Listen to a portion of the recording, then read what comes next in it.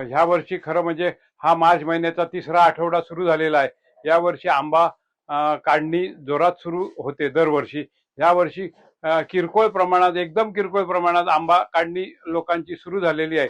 दरवर्षी ह्या आठवड्यात संपूर्ण वेंगुर्ला किंवा देवगड या ठिकाणावरून जवळजवळ बऱ्याच गाड्या ट्रान्सपोर्टच्या सुटत असतात। जवळजवळ वेंगुर्ल्यातून 10, 15, 20 पर्यंत गाड्या ट्रान्सपोर्टच्या जायच्या।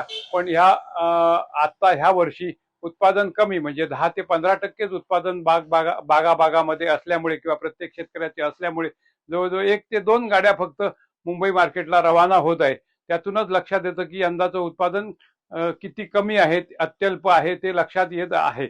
आणि ह्या उत्पादना सगळं जे आज आम्हाला हे जे नैसर्गिक आपत्ती आमच्यावर आलेली आहे त्या दृष्टीने आम्ही सरकारकडे आंबा नुकसानीसाठी मागणी केलेली आहे। ती लवकरात लवकर आम्हाला मिळावी अशी आमच्या सर्व शेतकरी बागायतदारांची अपेक्षा आहे।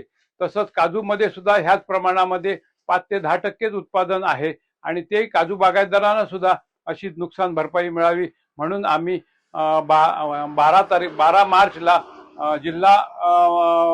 जिल्हाधिकारी कार्यालयाकडे भव्य मोर्चा नेला होता, ज्याचं नेतृत्व आपले माजी खासदार राजू शेट्टी यांनी केलेलं होतं। आणि त्याचवेळी आम्ही त्यांना सगळ्या